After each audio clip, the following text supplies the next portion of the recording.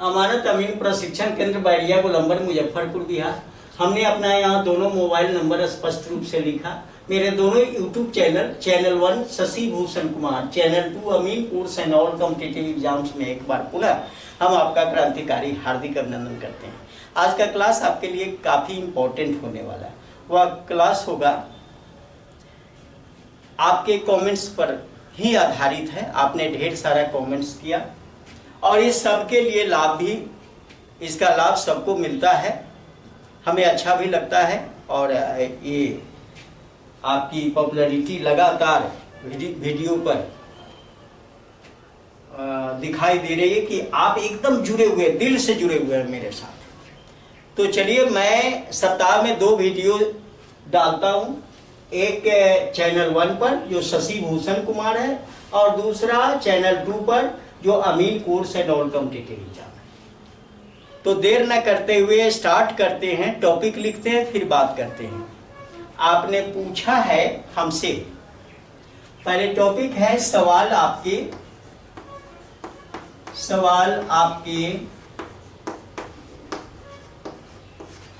जवाब हमारे। इसके अंदर एक क्वेश्चन आपने हमसे पूछा है। क्वेश्चन पूछा है कि नक्शा के पैमाना का भाग फट गया है,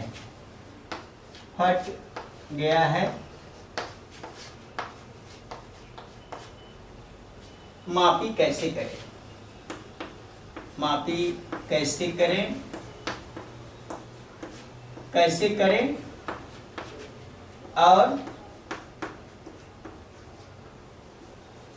और यह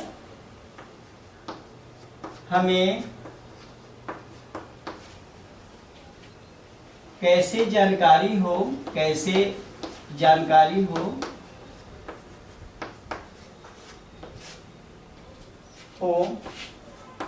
कि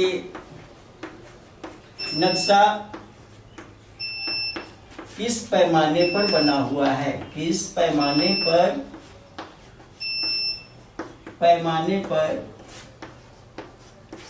बना हुआ है।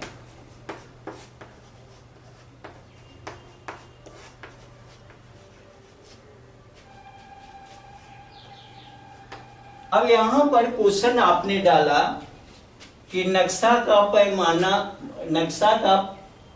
के पैमाना का भाग फट गया है। तो बंधु, सबसे पहले तो ये जानना है कि इस नक्शा से, अगर ऐसा नक्शा है जहां पैमाना का भाग ही खत्म है, फट गया है, समाप्त हो गया है, तो सर्वे डिपार्टमेंट का नियम है कि उस नक्शा से आप कृपया मापी न करें। क्या करना है? पहला क्या करना है? मापी न करें। आंसर में हम बोल रहे हैं, अगर मापी न करें, हमने लिखा कि पैमाना उसमें दिख नहीं रहा है, फिर मापी कैसे करोगे? दूसरी चीज है कि दूसरा इसका हम सॉल्यूशन दे सकते हैं, कारण कि यह सर्वे डिपार्ट नहीं कहता कि भाई पैमाना ही नहीं तो मापी कैसे करोगे। अपना से तो पैमाना आप नहीं बनाओगे ना, पैमाना उसमें दिख नहीं रहा है या फट गया है। दूसरा है कि जिस मौजा में ये दिक्कत है उसका दूसरा नक्शा का दूसरा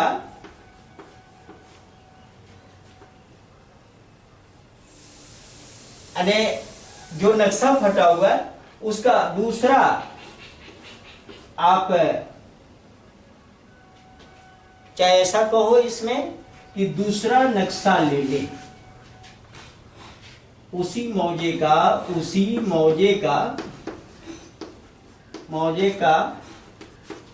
दूसरा नक्शा ले ले।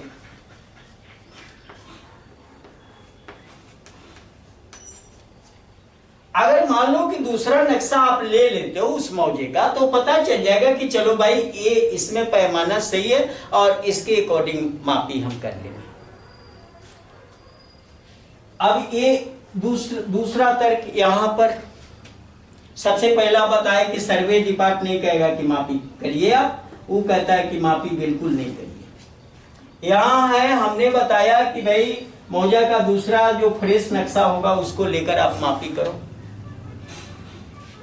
तीसरा हम इसमें बोल सकते हैं कि एक चीज मैं आपको बताऊं, जनरली अगर मान लो कि भाई ये मापी नहीं करना है, नक्शा भी नहीं मिला है, दूसरा नक्शा भी नहीं मिला और मापी करना नेसेसरी हो गया है, तो उस कंडीशन में आप काम चलाने के लिए दोनों पार्टी के विवाद को दूर करने के लिए एक चीज तीसरा देखिए उसमें कि डायगोनल स्केल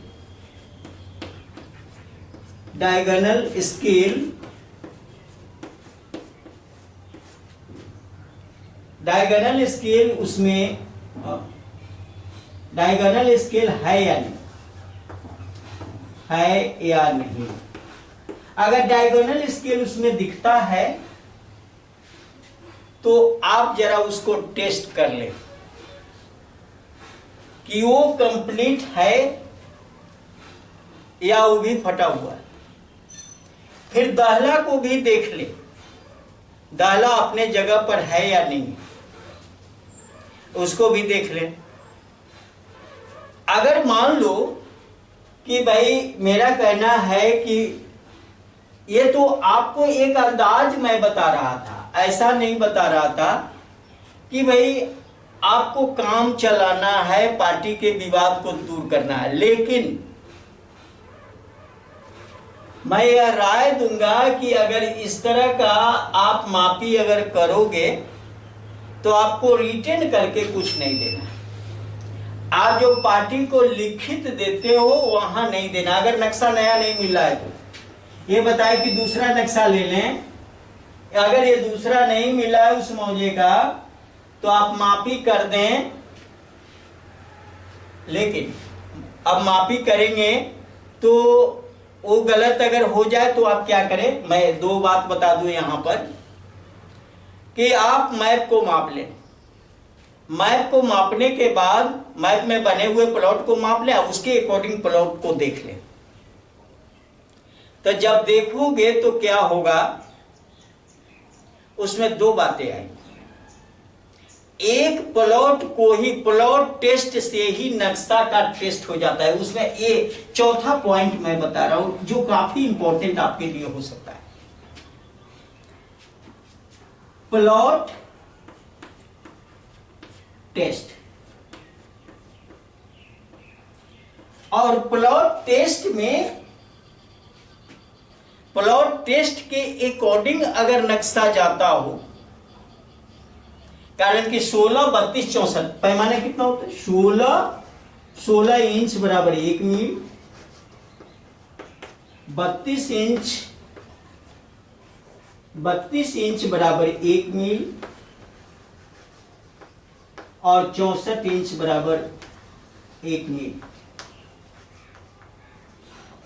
होगा क्या कि अगर ये आप देख रहे हो कि 16 और 32 का आंकड़ा है तो बिल्कुल दुगना दिख रहा है, तो नक्शा भी आपको पता चलेगा कि पहले 16 पर टैली कर लो उस मैप को। 16 पर टैली करके किसी खेत को जांच लो, 16 पर टैली करके 16 इंच बराबर 1 मील करके खेत को टेस्ट कर लो। अगर खेत उस रेंज से आपको सेटिंग नहीं हुआ तो आप समझ जाना कि पैमाना इधर उधर रहेगा। कारण कि 32 पर अगर बना हुआ होगा तो आप देखोगे कि यहां मैं बताता हूं कि लग्गी बढ़े 2 गुना तो रकवा बढ़े 4 गुना। ये बार बार बोलता हूं, लग्गी बढ़े 4 गुना तो रकवा बढ़े 16 गुना और लग्गी हो आधा तो रकवा हो 1/4। इस तरह से प्रभाव पड़ता है इन पैमाना पर। अगर ये 32 पर बना हुआ है और 16 के औजार से यहां पर मापी अगर कर लिया आपने और विदाउट चेंज का, बिना कुछ चेंज किए हुए रकबा निकाल लिया, तो आपको पता चलेगा कि यहां दुगना है तो रकबा जो आएगा वो चौगुना आएगा। इसके और इसके बीच में आप देख रहे हो कि भाई ये तो दुगना है, आप चौगुना कर रहे हो। मैं रकबा की बात कर रहा, अगर यही फर्क है तो रकबा जो होगा, रकबा वह होगा चौगुना। चौगुना इसका भी वीडियो आपको बता चुके हैं, ये वीडियो डला हुआ है। लगी बढ़े 2 गुना तो रकबा बढ़े चौगुना, इसका वीडियो डाला जा चुका है। और यहां पर मैं यहां बता दूं यहां पर कि लगी बढ़े 4 गुना तो रकबा बढ़े 16 गुना। जितना गुना होगा उसी का स्क्वायर कर लेना तो आपको पता चलेगा। जैसा कि मैथमेटिक्स का ये रूल है और उस रूल के अकॉर्डिंग आपको चलना चाहिए।